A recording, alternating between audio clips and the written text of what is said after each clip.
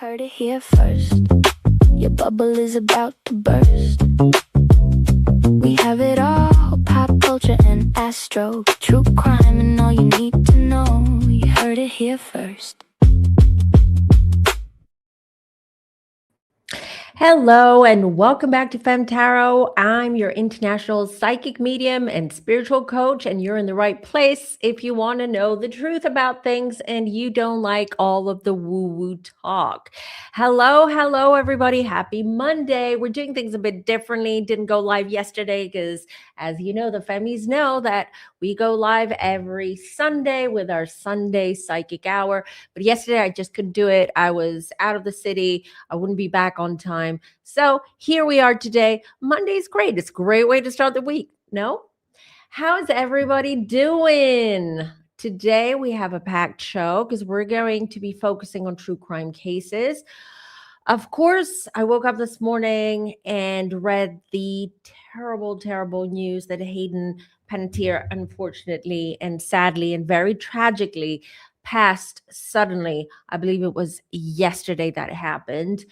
She was found by a friend, I believe. She was unresponsive, and sadly, she has passed away at the young age of 36.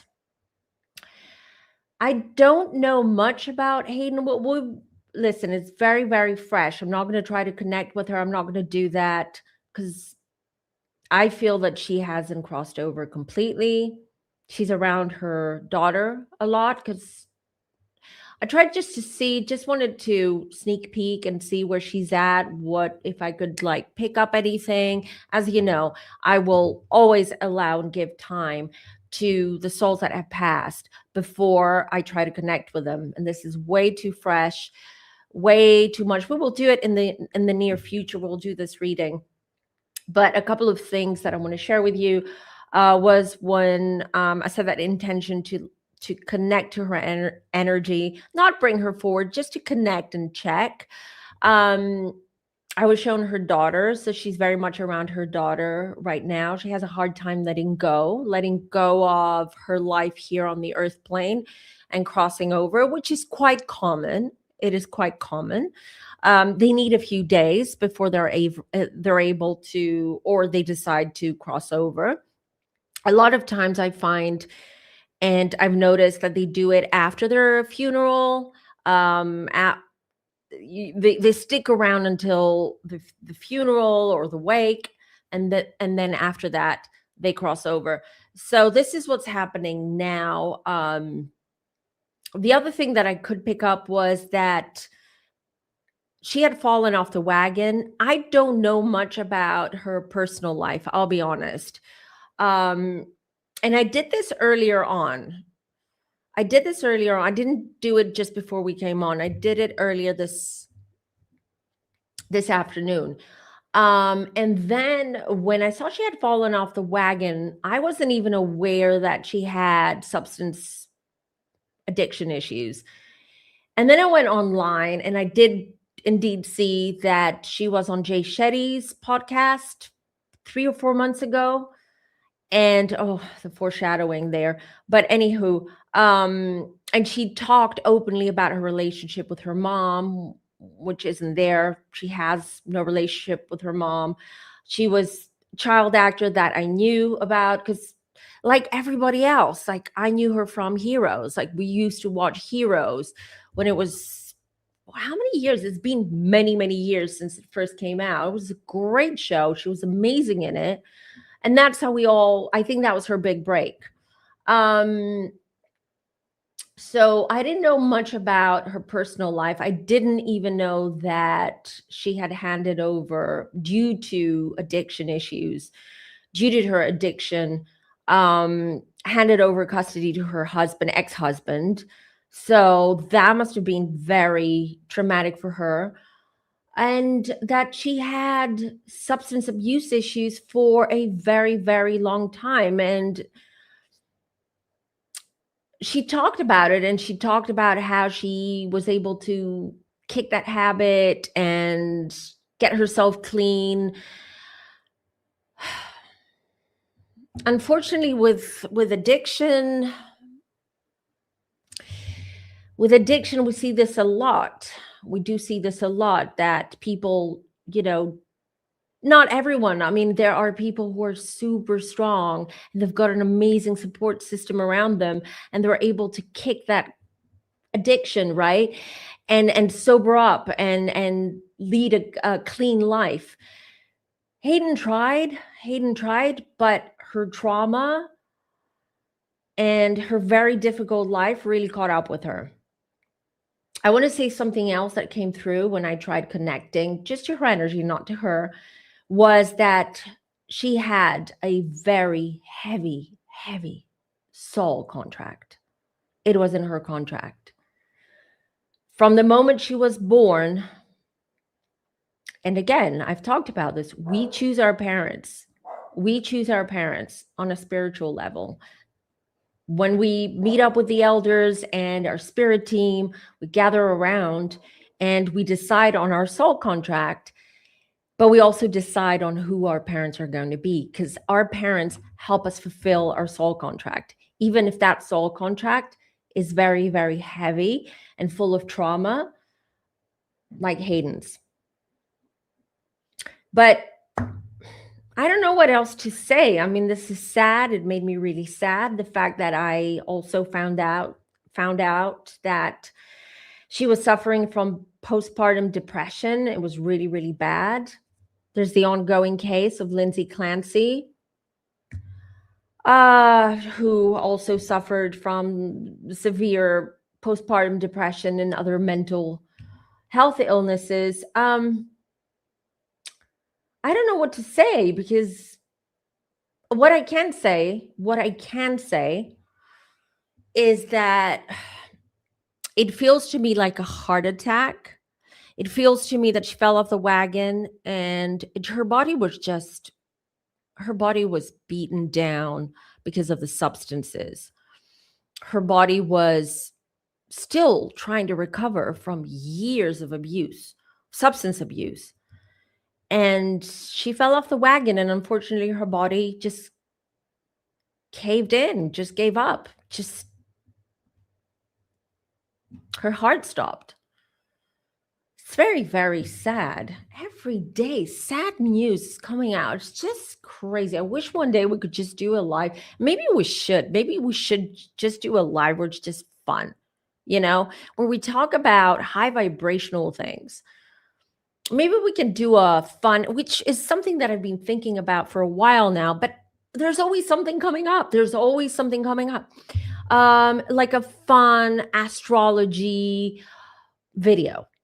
Like I used to write articles for a women's magazine years ago. Must have been like 15, 16 years ago. This was more just for fun. I wasn't getting paid for it. My friend owned the magazine, and she knew what I did, and she knew about my astrology knowledge, and she asked me if I could write articles, like more humorous articles, but accurate, once a month for her magazine. And I started writing about like, what are zodiacs like when they travel, and then you start Aries, Pisces, and Aries, Taurus, and so on and so forth. So maybe we can do something like that, just for a palate cleanse, just to, I don't know, just get out of this like miserable energy. Also, before I get to the chat, before we get to the readings, is anyone else feeling super, super lazy and drained? I would love to hear what you guys are feeling. Is anyone else feeling that way? Like you feel unmotivated, lazy, sort of like, you're in your procrastination kind of like era right now.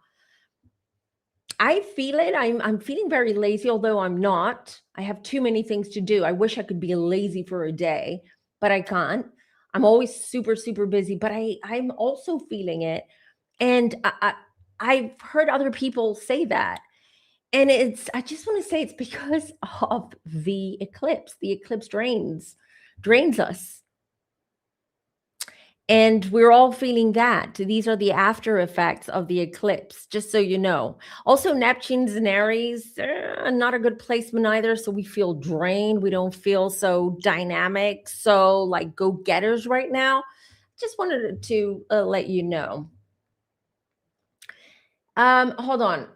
Yes, it is absolutely in the works. I've already reached out to an cartographer that I know of. I don't personally know her, but I know she's legit and she's very good at what she does.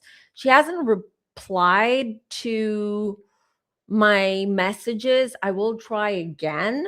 Otherwise, there's someone else I know that I'll reach out to them. I know they're very busy, but hopefully maybe they'll find some time. But absolutely, I want to do an astrocartography video. Absolutely. Before we go on, just a big warm hello and welcome to the Femmies. The Fem Village is here. Here we are. Hello, hello, you beautiful people.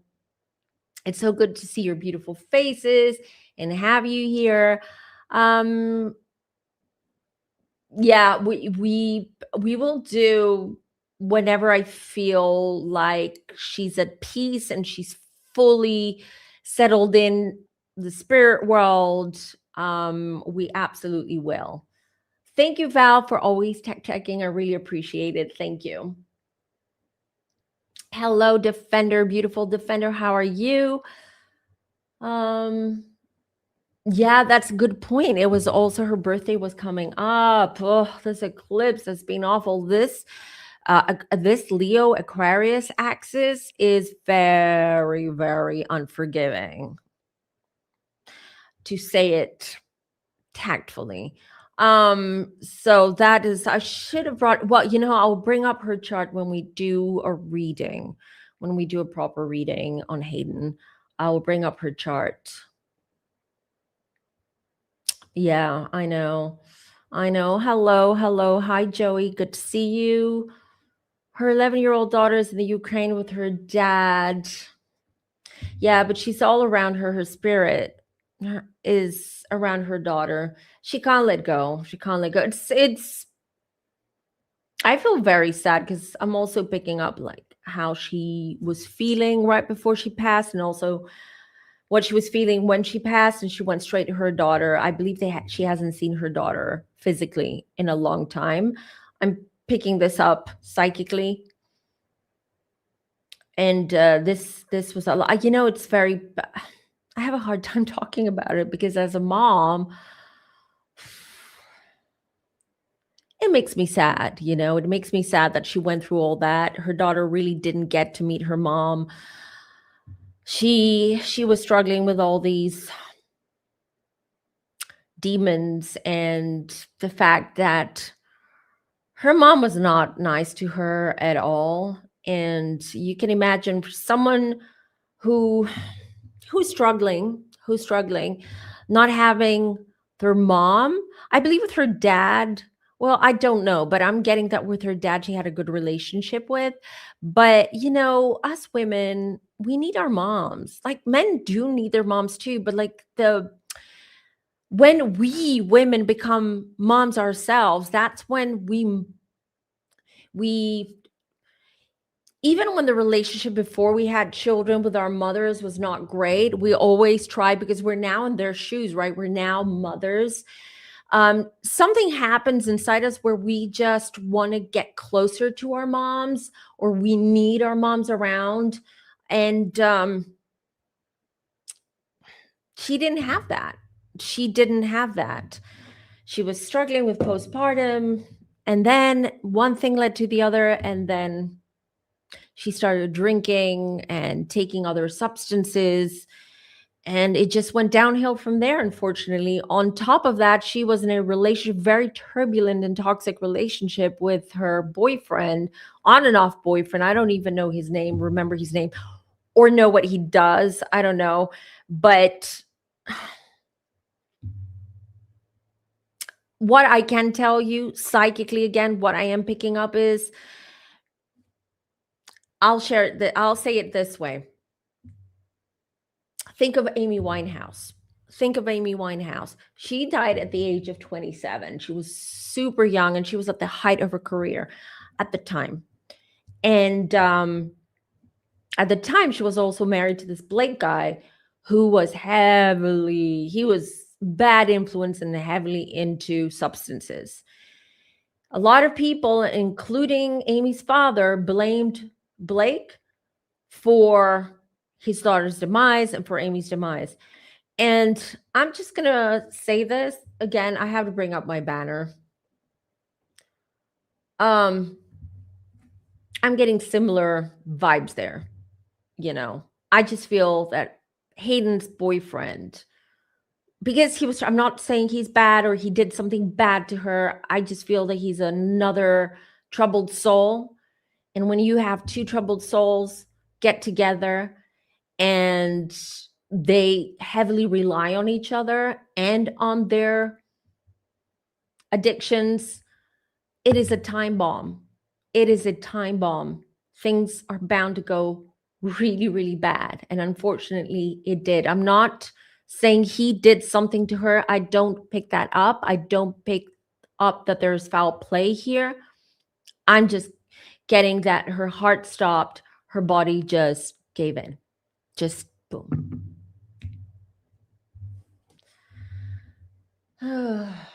Heavy stuff. Well, today is going to be heavy. I'm just giving you a warning because I have some true crime cases here, some cases here that we should look into. These are your suggestions. There are 3 that we're going to do today. I don't want to do more. It's too much. And we'll do some more later this week. Wow, that's way too young. But we're already seeing all these Disney kids and all these child actors. Look at them. Lindsay Lohan. There's Britney Spears. There's Ariana Grande. There's Justin Bieber. There's so many of these child phenomena, child stars. And look at them now.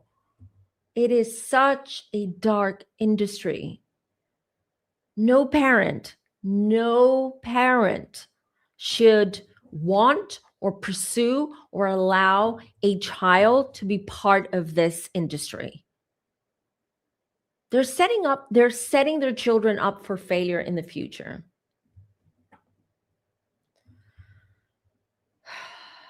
Yeah. Just tragic. Probably didn't intend for things to go this way, but completely overwhelmed. Yes. I just feel she fell off the wagon. It was quite recent as well. Something triggered it, I'm getting. But I'll get more when I actually connect to her. Let's give her some time. Let's give her some. She needs peace right now. Right. And Lindsay Clancy's case really sheds light on PPD. I agree. And it's no coincidence that all of these things are happening or these cases are in the limelight right now. And I'm glad they are because everyone, including men, and especially men, should take PPD, postpartum depression, very, very, very seriously. It's not something that just goes away. Sometimes it does. It does. When the hormones stabilize, it might go away. But is that a risk you want to take for your partner? You know? So it's a discussion that we should all have right now. I can't stand him. I can't. I look at him and look, I talk about him. The hair on my body's just, ugh, I can't. There's something about him that is creepy. That is my opinion, I get narcissistic with him. And I'm not using this word lightly. I'm getting narcissistic with him. I've read and I've connected to narcissists, and I know very well what their energy feels like and what I see when I connect to these people. That's what I get with him. Just saying.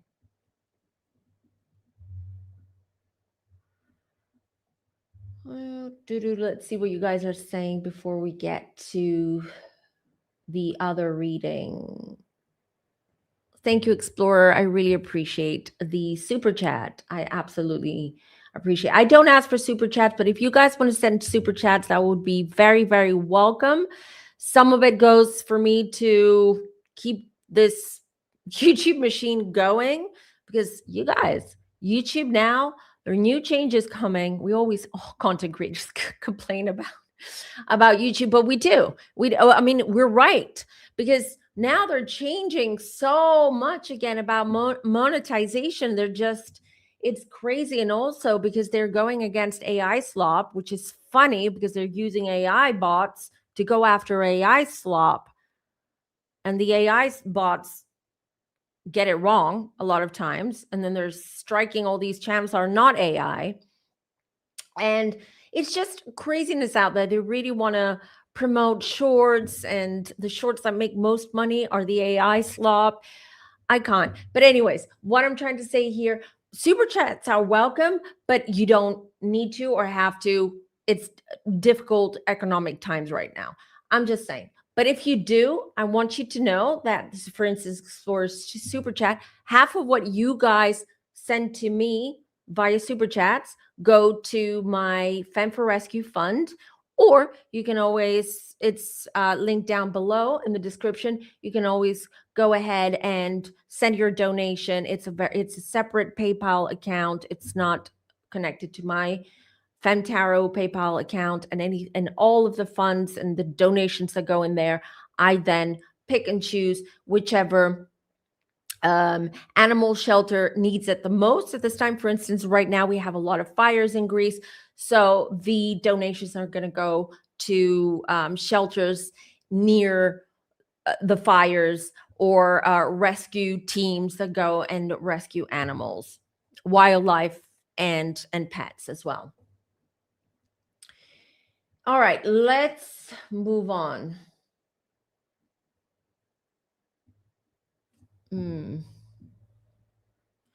Let's see. Oh, wait, Sunshine's got her chart. Was a Leo sun, yes, with a Libra rising, reminded me of the Ariana combo on Friday and her being similar to Brittany. The Libras are going through it. 100% the Libras are going through it. 100% the Libras are going through it right now. This Leo Aquarius axis is not good for the Libras at all. And the nodes, generally the nodes, everything, all of the transits right now are just really affecting the Libras. Everyone's saying they've been feeling drained. Yeah. Same. I've been cutting down on my coffee intake, but now it's gone up again because I constantly, so I'm trying to do like a mix of like matcha and coffee. So instead of drink coffee a lot, I just also replace coffee with matcha. I love matcha. Yes, of course, Val. Her Hayden's brother also passed in 2023 at 28. This is tragic. It is tragic. Her parents, yes, absolutely. This is horrible. They have no kids left now, the parents. Can you imagine? Oh, thank you for providing his name. Brian Hickerson. He's an actor and never achieved any level of fame. He became famous when Hayden's erratic behavior became public. Oh, I see. Well, again, I see a correlation there with Amy Winehouse.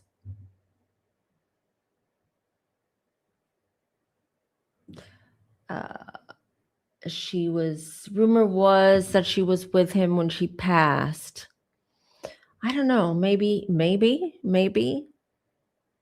But why didn't he call an ambulance if he was there? Hold on.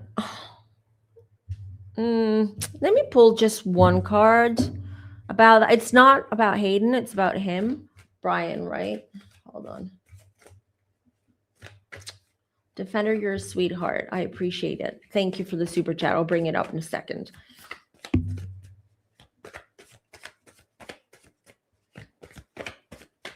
Also, before I do that, a quick reminder. We've got to do this, you guys. We've got to do this. So a quick reminder that everything we say here is based on my opinions and my psychic insights and intuition, and not based on facts. Just a quick reminder about that. And also, you guys, don't forget, don't forget to like this video. And if you're new here, do consider subscribing, because you're going to be part of the Femme Village, and that's the place you want to be here on YouTube. Okay. let's go back to, was he there when she passed? Oh, Spirit just showed me he was. Not only was he there, but he was half passed out. Like he wasn't fully there, if you know what I mean. I just see him lying down unconscious. He was just passed out. So he was there. And then he left. And he didn't even notice that she was. No, they're saying he didn't. She was laying there for hours. She was laying there on the floor for hours before she was found. He had left that apartment. It feels like an apartment. I want to say apartment. He's at some point he woke up and just walked out. What the hell? They weren't in the same room though. They weren't in the same room. He was off his head, you idiot. He was out of it. He was there, unfortunately. He was. But he didn't do anything to her. I can't believe that he didn't even look for her before he left the apartment. Maybe he called out for her. She didn't respond and he thought she left, is where I'm going with this. And then he went to go looking for her, or he went to get some snacks. He went to get something to drink, some snacks. And he didn't come back until somebody found her. Someone she knows found her. This is all I'm getting. It's a lot, to be honest. I wasn't expecting so much to come through. No, another Libra that passed. Her brother was a Libra. If Hayden had Libra rising or moon, what was it? Or both. I don't remember now. I'll have to bring it back up. And he was a Libra. The mom must have been a Libra. Or she has a lot of Libra in her chart. Those kids are connected to their mom, despite the fact that she's not mom of the year or the century for that matter. But I'm just getting a connection, an astrological and spiritual connection with their mom, the two kids.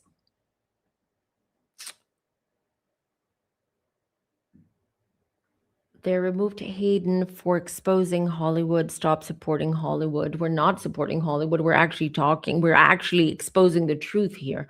But I agree that all these Hollywood elites and types are the worst kind. Val says Libras in square aspect to the Leo. There you go. Chocolat. That's why it's so tough for Libras. Thank you. Yeah, Val is answering. Sorry. Where is it? Chocolat's question as to why is it affecting Libra so badly? Isn't Leo and Aquarius compatible with Libra? It has nothing to do with compatibility, but just Val just explained it really, really well here, that the square aspects are a trine is good, a square is bad. Remember that, okay? Triangle, trine, good, square, bad in astrology. That's a basic way of kind of understanding the terminology.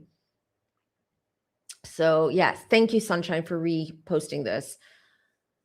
Libra, she was Libra rising in Aries, Moon, Virgo, Mercury, Libra, Venus. Wow.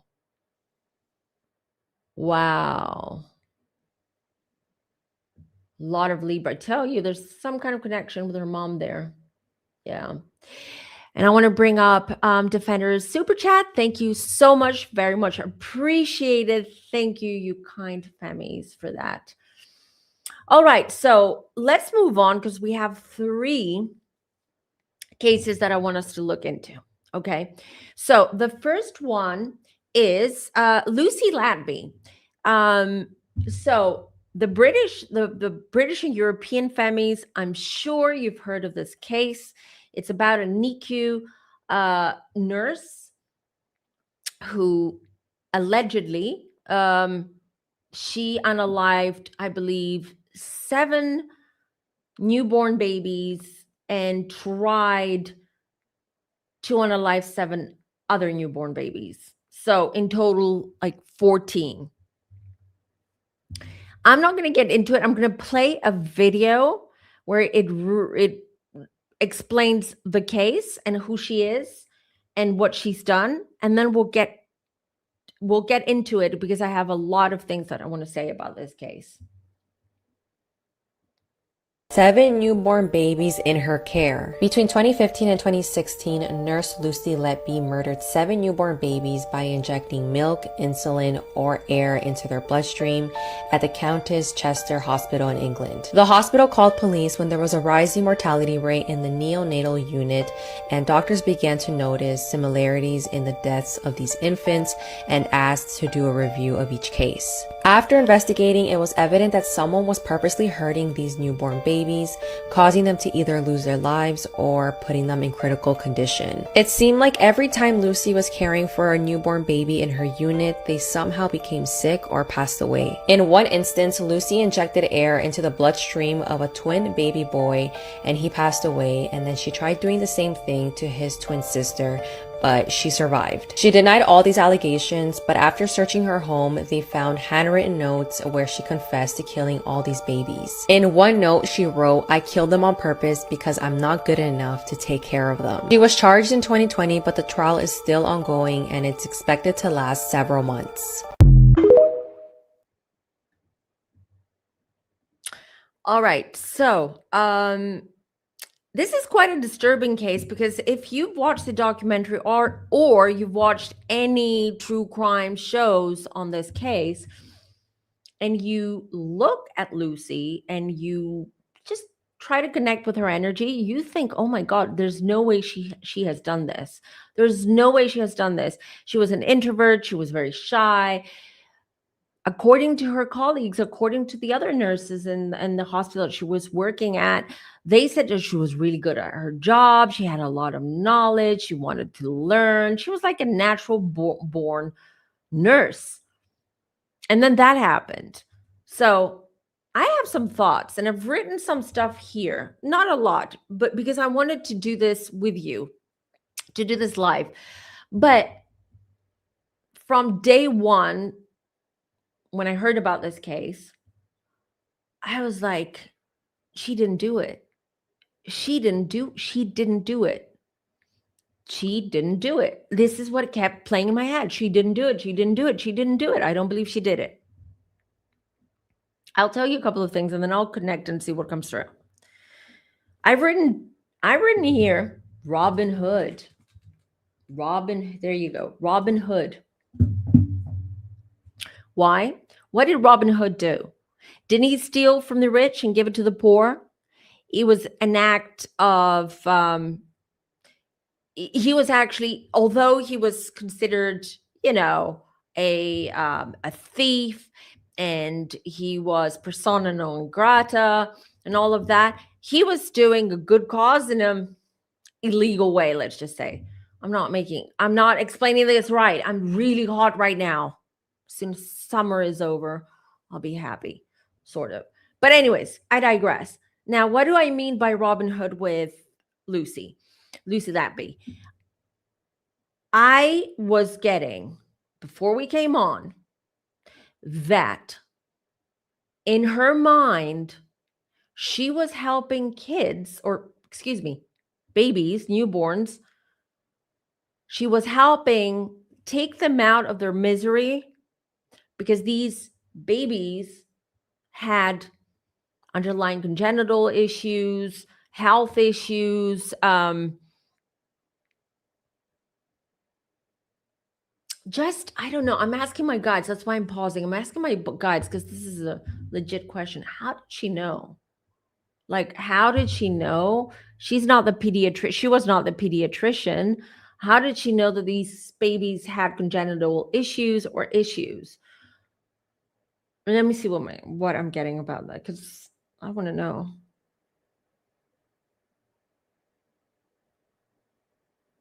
She knew. She read a lot. Did she want to become a doctor at some point? For any one of you femmies who knows this case much better than I do, because obviously I don't know all the details. I just know of the case.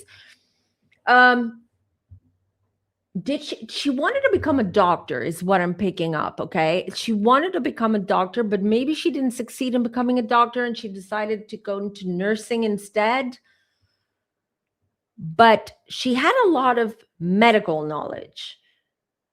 I'm seeing her now as a 17, 18-year-old girl reading these medical books and educating herself.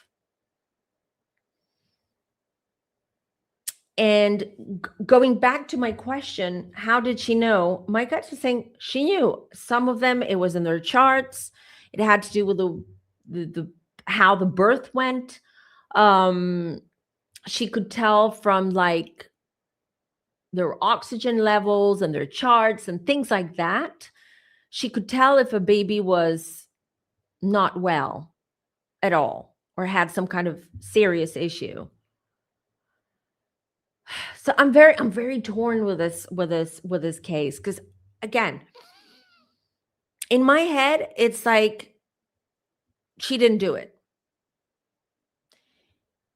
But when I ask spirit and I connect to her energy, I'm like, she did it, but the reasons why she did it were not as evil as people make it or believe or make it out to be. She, in her mind, and again, I feel there's an underlying mental health issue there. In her mind, she was saving those kids, those babies. She was saving them.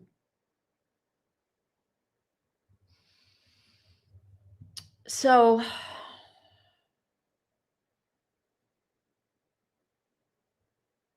in her mind, she's innocent. She's saying, I'm innocent, like, you know, she stands by her innocence. And I truly believe that she believes that. She's not lying. She truly believes that she hasn't harmed or unalived babies. In her mind, she would never, she would never harm babies. She treats babies, she helps babies, but she would never do it. But she did it. And she only did this to non-healthy babies, is what I'm hearing. Does it make it better? No. You cannot play God and decide who lives and who doesn't because they're sick or there's something wrong with them. So wrong. Evil even. But that's not how I'm connecting to her. That's not how she thinks, and that's not how she sees it. She truly believes she's innocent. So do her family for the same reasons. Now, she had written, it wasn't a confession. By the way, people think that she confessed. She has not confessed. She did write, she did keep a diary, and she did write on her diary very, very often. I don't know if it was on a daily basis, but often. And she did write when everyone started accusing her and pointing fingers at her. She did write, I did do this. I unalived them. I'm a horrible person. I'm evil, blah, blah, blah. I genuinely believe that when she wrote that, it wasn't a confession. It was her feeling so small. I'll just describe how I pick it up, right? How I see and feel her energy. She became so small, energetically, because everyone was pointing at her. Everyone was like, you did it. We can prove it. You were the only one who had shift then. The data shows that, because they did a whole investigation behind that. And she started doubting herself. And when she wrote, I did it, it was out of anger. You know how kids, when they get angry, when a parent accuses the child of doing something and maybe the child did not do whatever the parent is accusing them of doing or angry at, and then the kid will just, out of anger, and as a reaction they'll be like, yes, I do, what are you going to do to me now? But that doesn't mean they did it. They were just pushed so much that it's what happens with interrogation rooms. That's why they have cameras now, because in the olden days, before, or in the past, before cameras were everywhere, police would coerce a suspect into confessing, and because they were so under pressure, dehydrated, tired, everyone's accusing them. At the end, you're like, I just want to go home. I just want to get rid of these people. I just leave me alone. Yes, I did it. Yes, I did it. Can I have a shower now? Can I go home now? Without realizing the moment that, what did you just do? In the moment. I hope I'm making sense. So this is what I'm getting with Lucy. So it wasn't a confession per se, because in her mind, she hasn't done anything wrong. She has not done anything wrong. She has actually helped those babies and the families of the babies. She doesn't see it. Now, I don't remember, or I don't know how she supposed or allegedly unalived them, but I'll tell you what I'm getting, okay? She used some kind of, I'm seeing a liquid. I don't know what the liquid is, but it's not something that is hard for a non-medical personnel to get a hold of. So I don't know, it could be saline water. I don't know, but it's a liquid that you can get easily, maybe at the pharmacy, or it's something that is accessible, that she would inject in their IVs, and or even their milk, like with newborns and preemies especially. I don't know this, nurses. I'm just giving you everything that Spirit is showing me right now, okay? Do they give like a little paste to preemies or newborns who are in the NICU? Do they give a little paste as food, or they inject it somehow? It's not really like the milk like newborns drink. Well, there's some kind of paste I'm seeing there that she is mixing together. That's how I'm seeing it. They're saying insulin. Oh, it could be insulin. It could be insulin, something that is accessible, but you add it. It's like a liquid that you add in. It could be. Spirit's not showing me exactly what it is. Exactly. Her confession was obtained under duress, so it shouldn't be taken as a confession, for sure.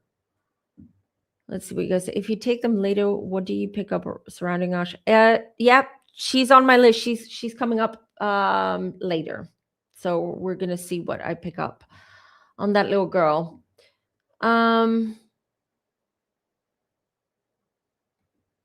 Thank you, Sunshine. I really appreciate that. I will find her.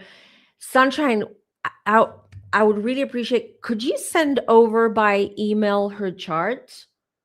If you have it handy, that would be really helpful. If not, don't worry about it. Hello, Alexander's in the house. Hey, happy Monday, Alexander. Her compromised mental health led to her actions. She really believes she was helping these babies. Exactly. That's why I'm saying there's a mental health issue, and I don't know why the defense did not use that, or they did not lean on that, or the witnesses, or they didn't use expert witnesses and stuff like that. But yeah, she did it. she did it and she didn't do it. Do you know what I mean? She did it, but she didn't do it because she wanted to punish or unalive or because she's evil. This poor woman just, and I feel bad for her. I feel bad for the families and the babies, of course, but I also feel bad for her, just what like Lindsay Clancy. You cannot help but feel bad for people who are suffering from mental health and end up doing things like that. But in their mind, they're doing it because with Lindsay, it's a different situation. But with Lucy, in her mind, she was helping. You know, she was helping those kids. Yeah, savior complex is a good term for that. Absolutely. The otherness were mean to Lucy. Yeah, the poor girl. The poor girl, she was socially awkward. She was an introvert, you know. She was a little bit nerdy. She was this, she was that. And you know what it's like in hospitals, like especially for those of you watching, because we have a lot of nurses and doctors watching this channel. You know, in hospitals, there are cliques. There are cliques, and it's sad. It's genuinely sad because I believe all this pressure and the fact that she was different, and she knew she was different because everyone was making fun of her and everyone was bullying her and do. Just push it on to the edge, you know, and she did what she did. It's very sad. What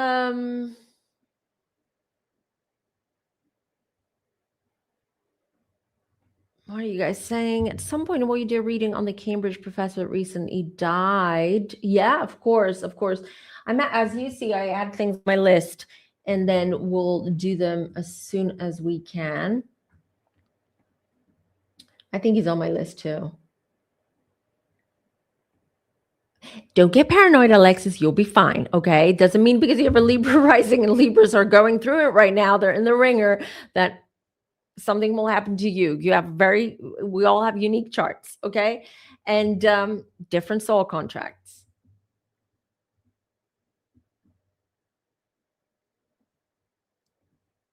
Are we talking about Lucy? I don't know. I don't remember. Did I watch the documentary? Did I? Or I think I didn't watch the Netflix one. I think I watched one a year ago or so on YouTube, I think. Or someone was covering, one of the true crime channels was covering it. And I think I watched a little bit, but I don't remember the details of that. But this is my take on the Lucy Latby case. The poor girl's like, and I know I keep saying poor girl, and then there's the other side where the poor parents who lost their babies. Still,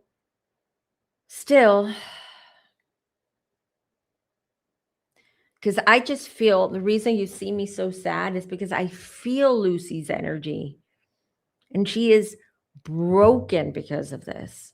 Broken. She's lost herself. She's broken. She's not herself.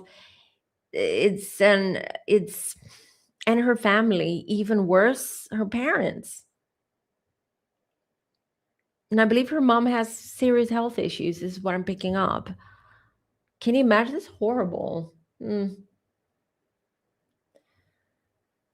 I'm South African, and the nurses here are some of the meanest people you'll ever encounter, really. So I can see them bullying her badly, which is heartbreaking. Oh, ouch. Sorry to hear that. People shouldn't be mean. You know, even in corporate, you go in corporate and people have their groups, the cliques, and usually it's department by department. There's one department has beef with the other department and all of that stuff. Well, why? We're all in the same family. We're all in the same team. Like, stop. Of course. And the thing about the unalivings of babies, or when babies die prematurely, or they die, or kids die, it's very shocking. It's tragic. It's shocking. People get upset. People get very, very sad about it or angry about it. But it's their soul contract. It's in their soul contract. Same goes with pregnancies.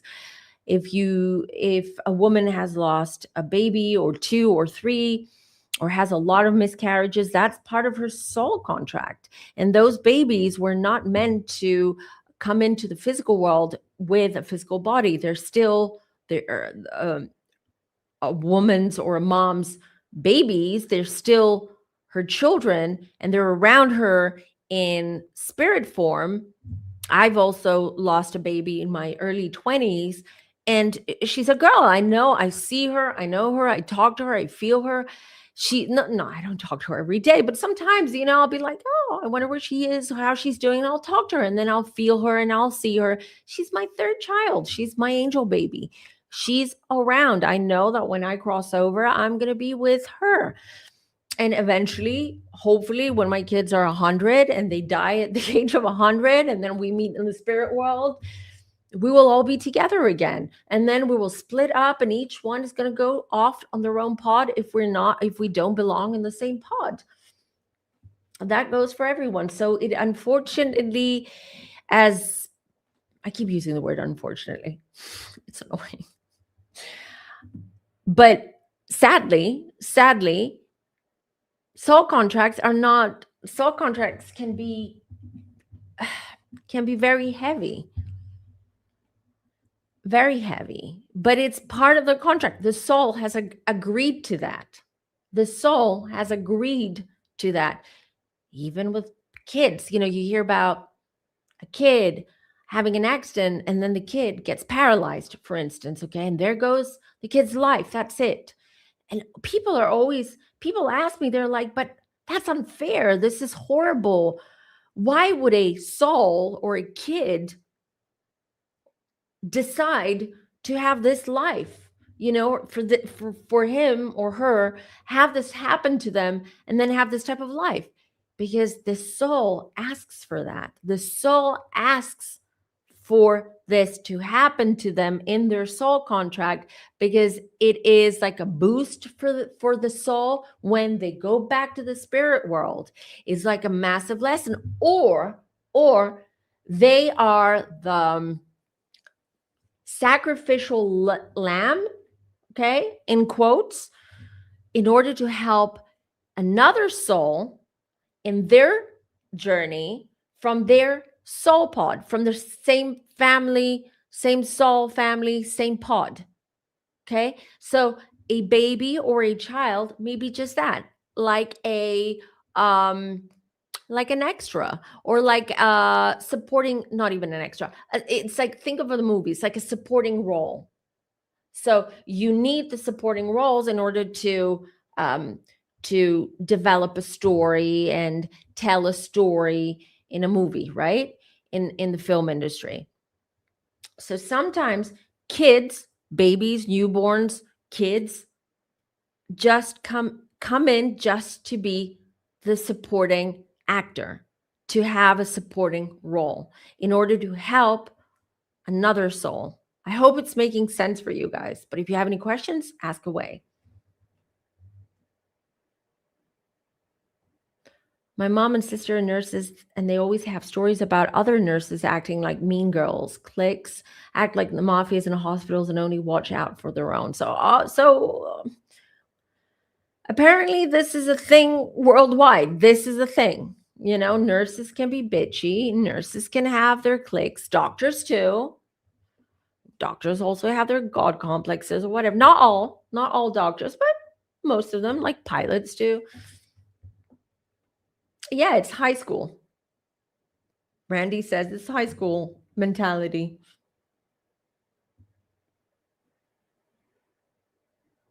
Just answered that. Yes, absolutely, they're around. Just because they're aborted doesn't mean that they're not attached to you, and they're not part of your soul contract, your journey, your pod as well in the spirit world. So they're around 100%.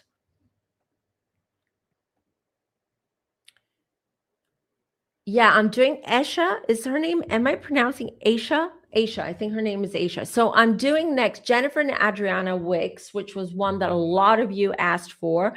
And then I have Asha Degree to do.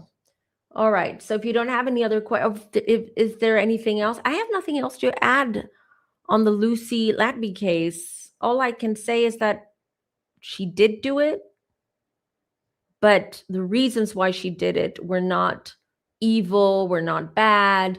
She wasn't someone who was thirsty for blood or enjoyed unaliving babies. She herself is struggling and was struggling, and she herself cannot accept. She doesn't see that she's done anything bad in this case. Is it like a buffet where you get to choose which karmic lessons or debts you want as part of your soul? No, it's not a buffet. It's like a meeting room. You go into a big meeting room, and you have, let's say, all of the, you have the CEO there. The CEO is usually your main guide. You have your main guide who follows you around when you're on the earth plane until you pass. They're still with you after you've passed, depending on what the soul needs. Or for instance, if the soul's been through a very traumatic life and passing, the guide will stick around for a very long time in order to help the soul readjust and settle into the spirit world. But what happens is when you've decided that, you know what, I just want to go back to earth. I have more things I want to learn. I want to re-experience life on earth. This is what I need. Or I want to go back because I want to help someone from my pod. What happens is then you go, how it's been shown to me, okay, it's like you go and you have a council with the elders and your guides, your main guide and all the other guides that are more there for support. And you sit down and they ask you questions. It's like an interview. It's like, why do you think your soul wants this? What did you learn from your previous life? Blah, blah, blah, blah. There's a whole sort of like conversation interview process. And then that's where they take you to the Akashic records and they find your life, your book. All your past lives are there. All your past lives are there. So they go through and they review everything. And that's when you along with them, with the elders and the guides, decide, okay, if you're going to go back, when are you going to go back? Okay. Who are your parents going to be? Because your parents play a big role, because of course they're the ones who give you life, and then they're ones who teach you about life. They're the first adults you trust, the first adults that you connect to and you love. So then it's what kind of parents you're going to have, who are your parents going to be, and how their role in your life is going to help your soul contract. There's that. Are they available right now? Can they do it? There's all of these things. It's like a big puzzle. So once you put everything together, you can say, listen, I just want to go back on earth and just have fun. I want to be born a Nepo baby, never have to worry about money. I'm going to be super healthy. I'm going to be gorgeous. I'm going to be a model. I'm going to have the time of my life. Okay. And then I'm going to come back. The elders might say, all right, but you know what? You can't just, earth is not a holiday. It's not a vacation spot.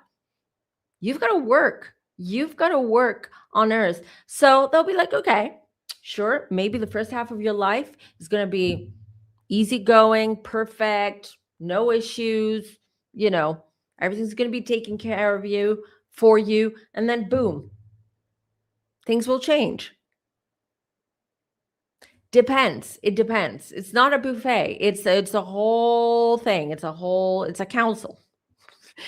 And they might even say, no, now we don't want you to go back on earth right now. We need you here. Or maybe now is not the time. Or maybe there are no available parents right now for what you have decided you want to do on earth. Or they might say, okay, you have to wait because your soul person who's going to reincarnate with you at the same time, and then eventually at some point you're going to meet, okay, or your paths are going to cross, they're not ready yet. They're not ready yet. So you just have to wait. There are many factors, many things that determine what your life is going to be, what your contract's going to be like, when you're going to come back, who's in which family you're going to be born into, all of these things.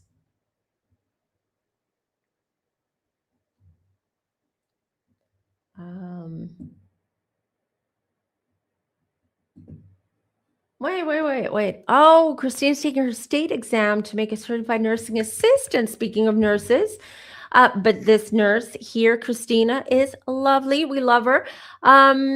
Praying to go to nursing school. Definitely plan to be an advocate for the patients and be there for them. Thank you. Yes, absolutely. You know what? We're all sending you good vibes. We're sending you prayers. I think I told you before you're getting this. Don't worry. You're going to ace it. You're going to do really, really well. I have a good feeling. When there are billions of other planets and well, I'm talking about Earth, but sometimes they go to other planets and other times. Don't forget, time is not linear. We may want to go back to a different era, a different planet, a different realm. Yeah, I'm talking about Earth though, because without other planets and other realms and other times, things work a little bit differently. They work a little bit differently. Sometimes there you don't have much of a choice. That's where the elders come to you and they're like, you know what? You're needed there in whatever Andromeda planet or whatever. And you've got to go. But here on Earth, Earth is the planet that Earth is the planet where most souls want to come to. They don't want to go anywhere else. It's Earth. It's Earth. Yeah, with the good, bad, and the ugly that comes with life on Earth. But on Earth, you've got things that you don't have on other planets. Trees, oceans, waters, animals, fish, whales, different seasons, food. You have all these things that you don't have elsewhere, but it's the most challenging planet. So souls want to come to the most challenging planet. It's like saying, if you had a choice, right? If you had a choice and someone said, listen, I'm going to fulfill your dreams. You said you want to study, I don't know, you want to become a lawyer. Yeah. Okay. I can give you two options. You can either go to a state college, okay, and be a lawyer, and you're going to ace your bar exam. You're going to do amazing. This is a very random example, right? Everything's going to go smoothly. After that, you'll be able to work as a lawyer, or I can help you get into Yale. I don't know. Yeah. Oh no, it's not Brown, right? It's Yale. Which one's the most? I think it's Yale. Otherwise, or you can go to Yale, but Yale, it's going to be very hard for you to study at Yale and become a lawyer and get a good, to get your degree there and all that stuff. But if you manage to graduate from Yale, then you'll be able to become a partner of this huge law firm. So what are you going to choose? What are you going to choose? I bet you would choose Yale because you're like, I'm going to take my chances, right? I'm going to take my chances because if I graduate from Yale, I'm a Yale graduate. All the doors are going to open up for me. Hope that makes sense as an analogy.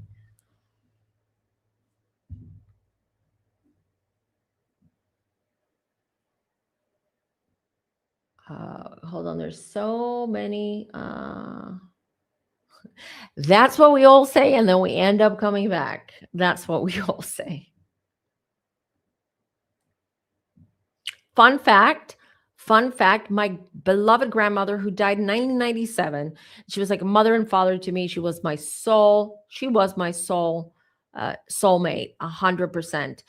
My grandmother told me after she passed, and I asked her, are you going to reincarnate? Are you going to come back?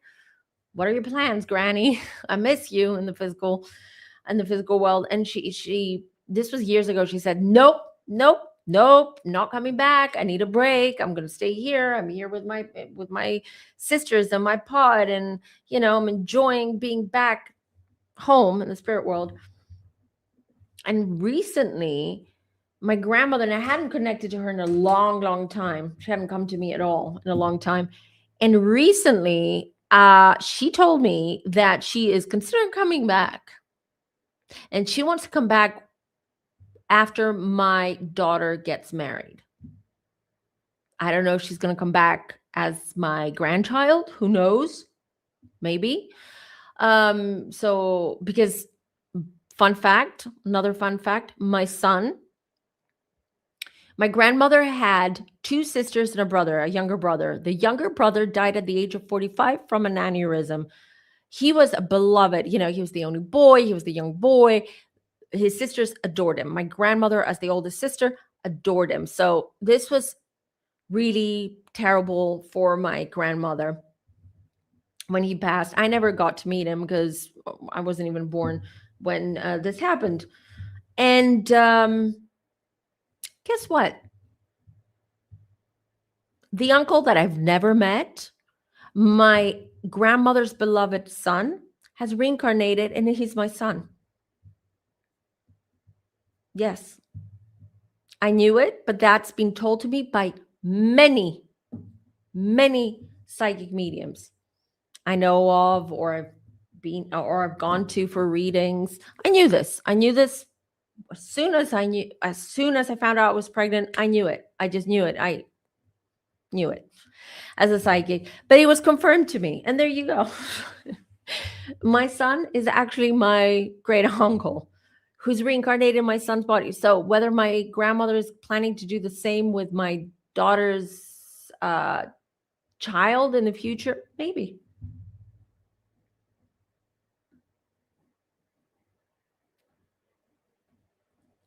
Yes, it's higher education. It's the school. It's school on life. It's a big, big, horrible. It's like a very toxic, bad, and good boarding school. It's like a boarding school for our souls.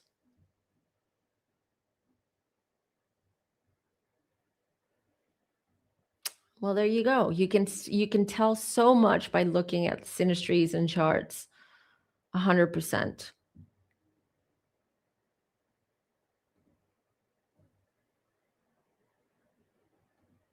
By the way, I just heard I'm home alone, and I just heard a male voice, and I've just gone cold. There's a spirit in here. So if you see anything behind me, orbs, glitches, just so you know, someone's just come in. I haven't invited anyone in. I've just gone cold. Someone's here. There's a male right behind me. I don't want to alarm anyone, but hold on, let me ignore him 1 second. My grandmother died on my birthday. Oh, I'm sorry. Then 10 months later, my daughter was born. Is there a soul connection? I would have to do a reading on that. It's not necessarily that there is a soul connection or that it was your grandmother who came straight back in. Could be. I've seen it before, but I can't tell you unless, I connect to your energy and I connect to you and I see your soul contract and I'm able to see the connections there.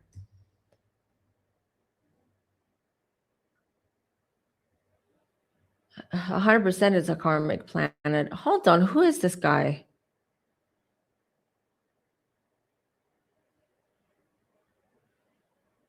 He's holding a pipe. Who brought you here? Oh shoot, he's connected to Jennifer and Adrianna Wicks.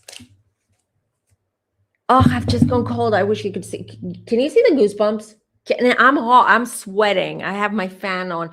He's like all over me.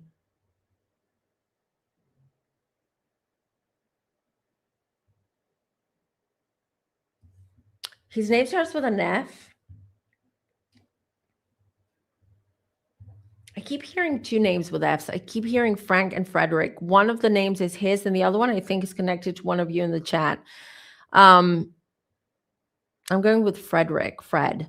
I'm going with the name Fred.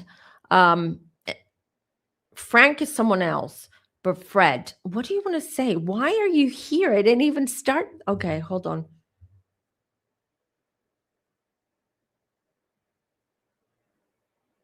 You know what happened?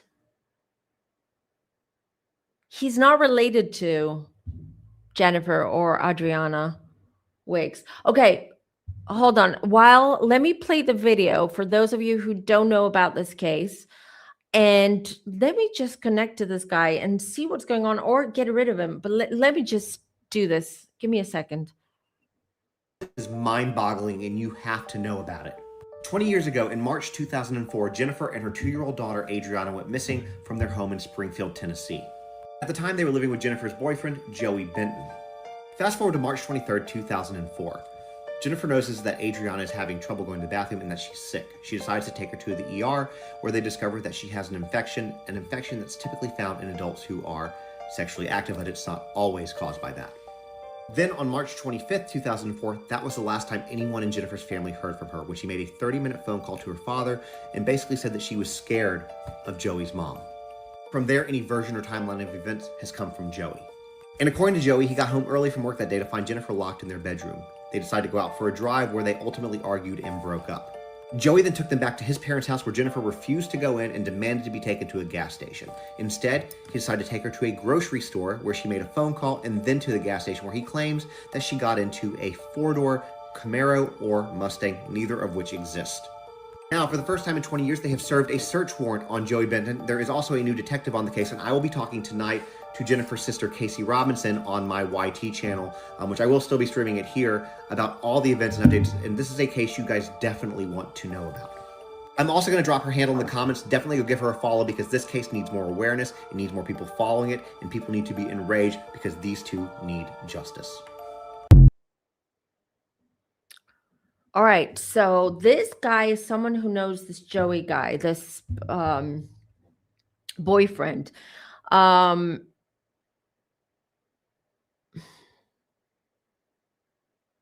He passed a few years ago, less than 2 years ago. He's saying less than 2 years ago he passed. I'm getting car accident.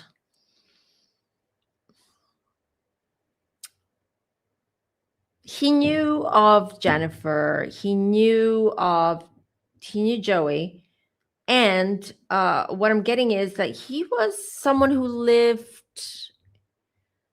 close by. So, or he was quite often in the hood or around.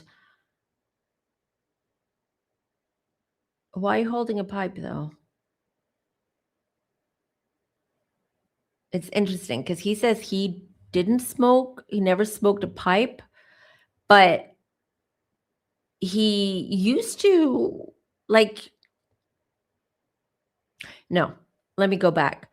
He had quit smoking for a very long time, but he said he would always have sometimes when he was very stressed or he needed something to soothe him, he would take his father's pipe and he would just hold it and just use it as a prop. I don't know how else to explain it, but it's very characteristic of him, which is why he showed up with a pipe. So anyone who knows of the family of Jennifer or Joey, or they would know who I'm talking about.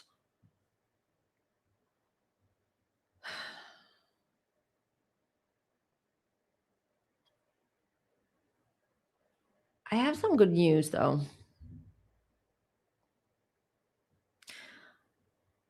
Mom, Jennifer, has passed, but Adrianna feels alive. The little girl feels like she's alive, but she is far away from where this happened. I don't even remember where they lived or where this happened. Was it South Carolina? Well, why am I hearing South Carolina? This guy's giving me the creeps. So He's not bad. It's not bad, but I feel like when he was with us, he had a very intimidating presence.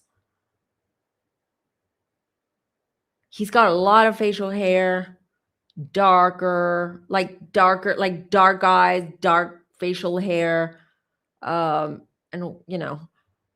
thick facial hair. I don't know if he's tall, but like he's got quite a presence about him. Like you notice him, but you feel uneasy. He's got a deep voice. Let me tell you, very deep voice. One eye is cross-eyed. Like he's got a lazy eye. I'm describing the guy just so maybe anyone who's just following the case, maybe you know who he is.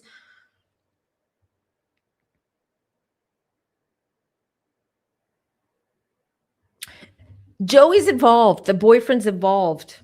Partner, boyfriend, I don't remember if they were the boyfriend's involved. He didn't do it. He's not the one who did it. Okay? But it's like it feels like a kid abduction. It feels like an abduction. And he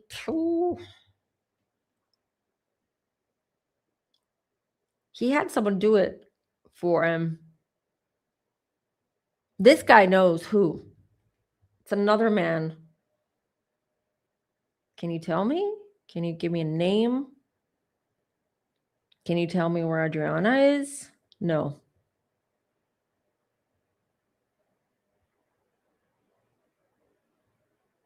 Adrianna, I feel she is somewhere near the borders between America and Canada. But in the American side, she's not in Canada, she's in America, but somewhere near the borders.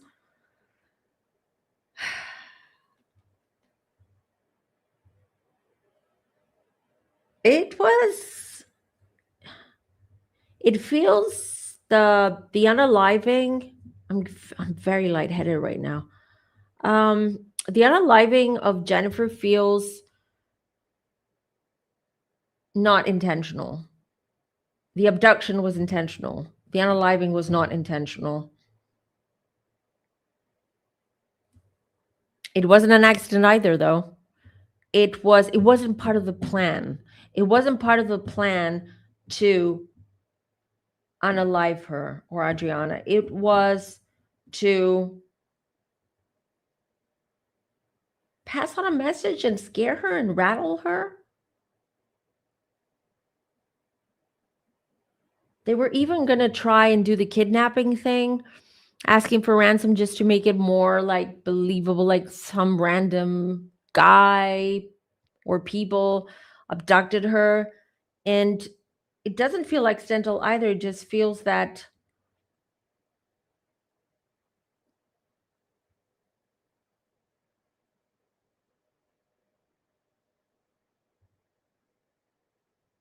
I'm seeing it looks like I'm inside, so I don't know what it looks like inside, but it looks like a cabin.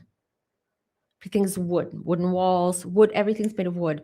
It looks like a cabin. And what I'm seeing is like opening of the cabin, and there's like a fire pit in front. Like when you walk out, all I see is a fire pit, and things are burning in the fire pit, including clothes, her clothes, Adriana's clothes. Like items, personal items are burning in the fire pit.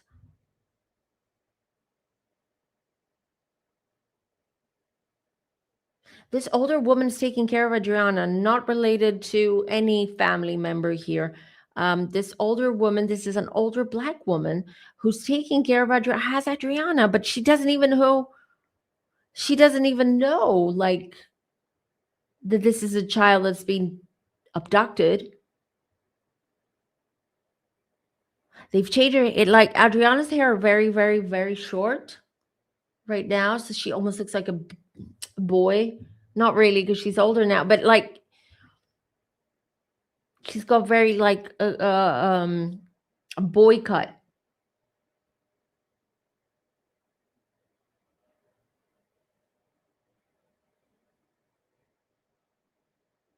Jennifer will be found.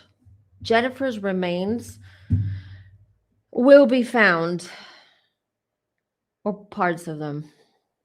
But she will be identified. When I mean found, at least they will be able to identify the remains, and that's her. Now, Adrianna, I want to know if they're going to find her. She's safe.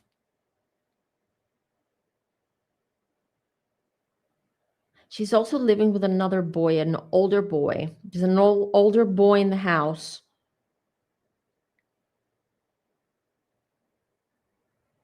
But she doesn't leave the house.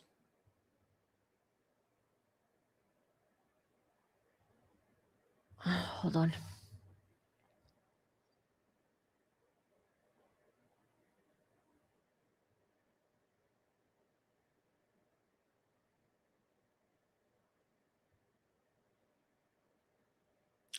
Okay, I want to go back. Let's go back to what I said. I said it wasn't intentional, it wasn't accidental. Jennifer's unaliving, the way she was unalived. Yeah, I'm going to tell you this: there was accidental.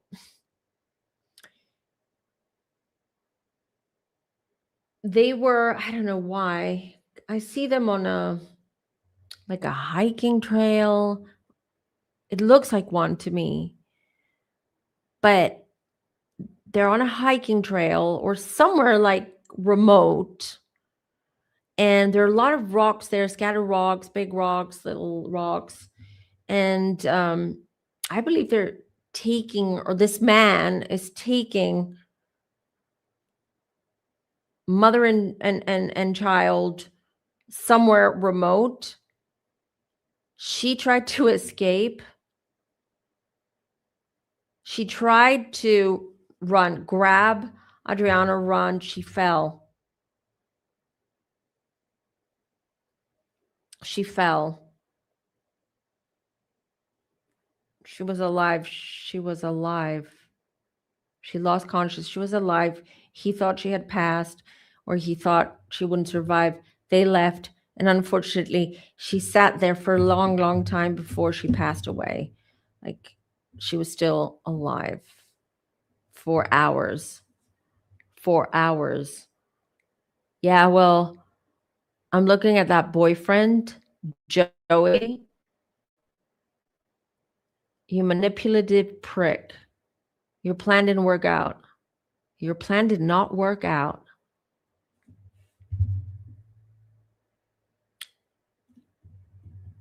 That woman who has the little girl, how did she end up there? I want to know. Because she's not related to Joey. I doubt she knows him. Who brought her there? I do see a green truck. I see a green truck. When I ask the question, who took her there? I just see a green truck. Took Adrianna there.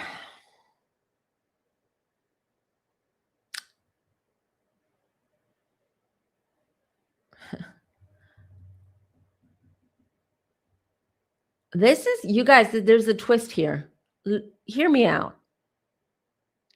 This guy, I know nothing about this case. I know nothing about Jennifer or Joey or the relationship, but this guy had this idea, okay, to sell, but not schmex trafficking, sell as in illegal adoption to a couple, Adrianna, after whatever happened. And it didn't work out. And somehow Adrianna ended up in that woman's house. And that woman is an older woman. I see her watching TV all day. But she watches a lot of like soap operas, things like that. QVC. I'm being shown QVC.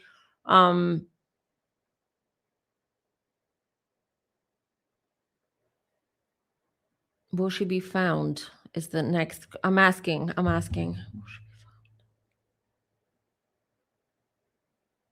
Yes.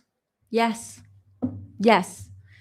Yes. Yes. Yes. It might take a bit longer, but she will eventually be found. She will be found. And her mom's remains will be found as well and, identified. This guy who passed, this guy who's here was a witness. Like if he was alive, he would have been a witness because he knows stuff. Because he's telling me with his deep voice, I know things. I've seen things. He was a loner, this guy. He wasn't like around or social or, someone who would, he was one of those types who was a loner, but who's very observant of what happening around town, around the city, around, the neighborhood. And he passed, and he says that that's why he came in so strong. He thought, I did not ask you to come forward, so never do this again. But he said he wanted to come through because he said that he really wants to tell us that he didn't get the chance to put 2 and 2 together, because he said he couldn't put but he, as soon as he did, unfortunately he had an accident. I said unfortunately again, it's annoying. He had an accident and he passed in a hospital. It wasn't he's showing me he was in the hospital for 2 weeks before he passed. There were complications there. So he likes his scotch. He says, I live here in Springfield, Tennessee. I believe this case is fixing to be solved, hopefully for the mother. Yeah, it will be solved. That's what they're telling me. So I'm happy about that.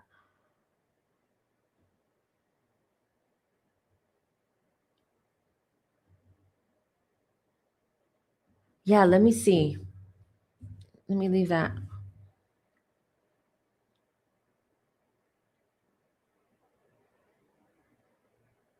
He wanted to make money off of this child. He wanted to make money off of this child. And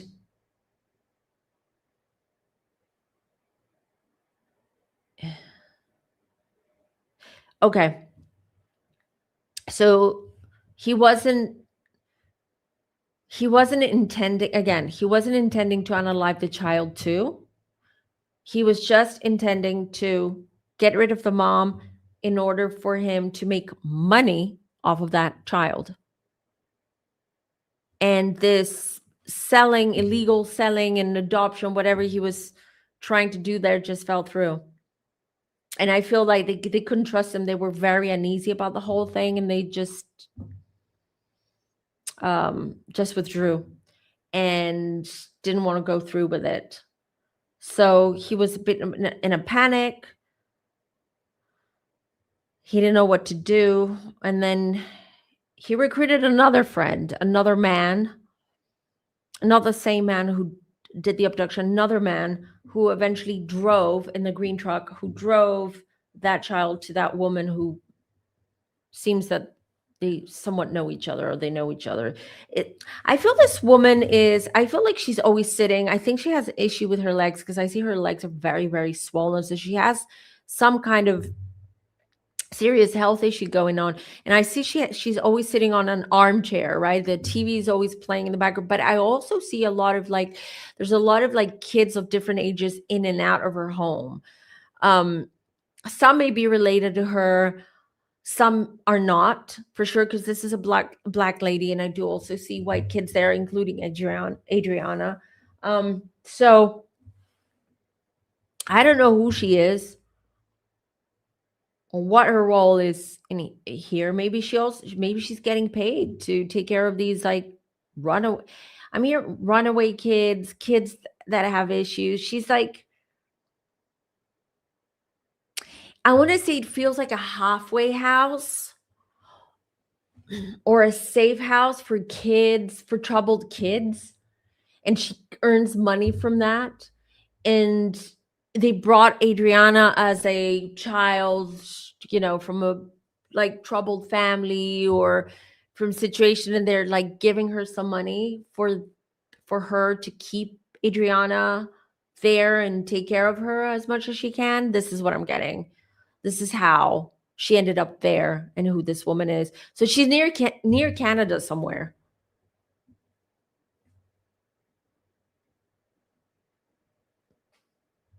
I feel she is. She's totally ignorant of the situation. She's just this lady because I believe because she has these health issues and she has a home,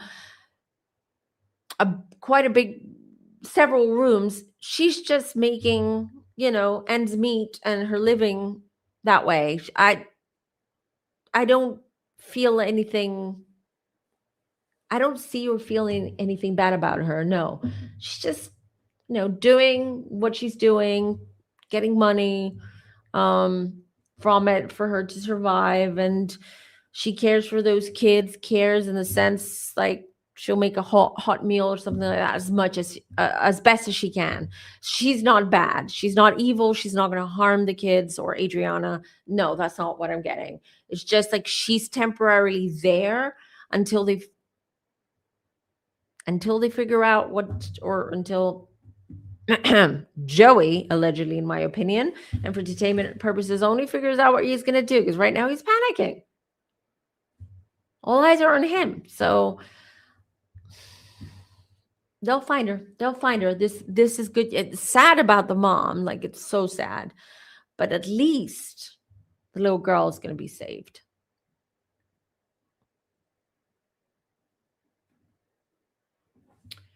Hold on, Sunshine. Let me see if I can get more specific about that.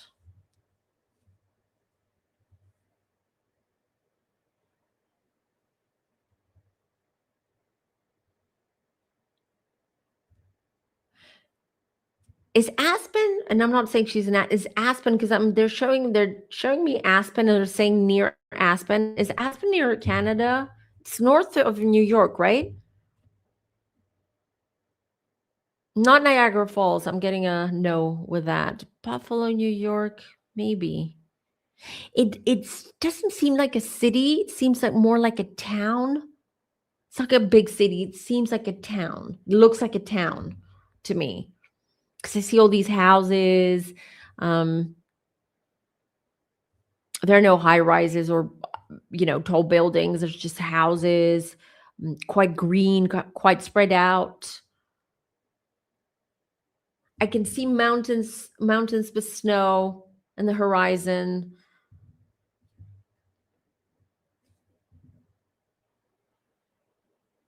I'm asking, let me see if I can get a name. I've just put it out there for me to connect to the name of the town, or if they can help me like with a location. Triana's Joey dad body parts have shown up in 2 pieces last year. Any involvement? No one knows who unalived him. Yeah, Joey does know where Adrianna is.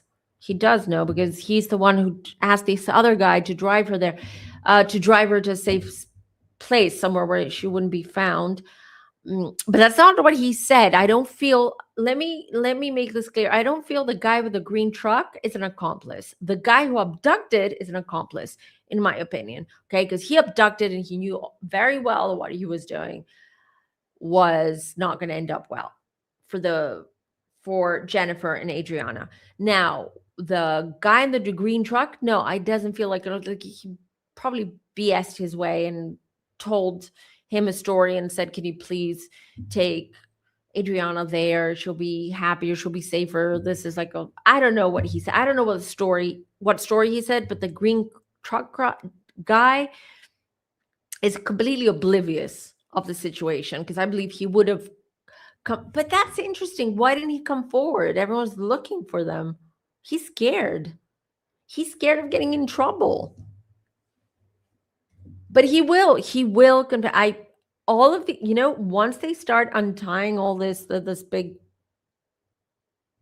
web of clues and things, they will all start talking, all of them who knew Joey, who were somewhat involved in all this. They're going to start talking to save their asses.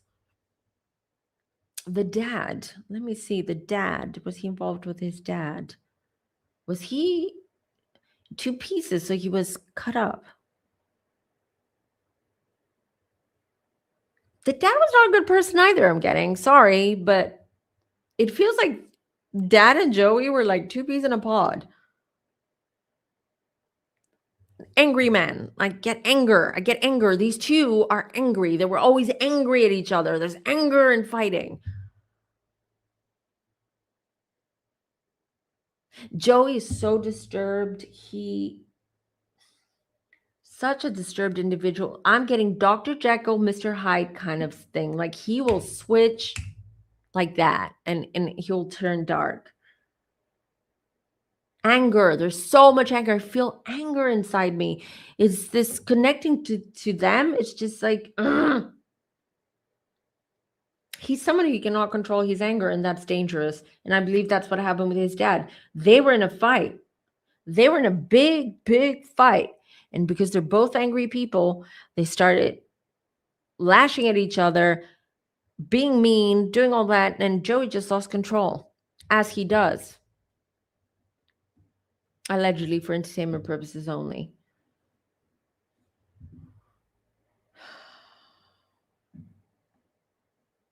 Well, she was going to, I don't know. I hope with her, with Jennifer's family. Isn't her mom alive? Isn't her mom around? Well, Jennifer's mom, I mean. It sounds like somewhere in Vermont. Maybe, or Maine. Hold on. Let me ask this. Vermont or New Hampshire? New Hampshire makes more sense to me because of the architecture and the way it is. It matches with what I'm seeing. It could be just, it could be somewhere in New Hampshire. Yeah. Yep. I'm getting, my guides just gave me a thumbs up.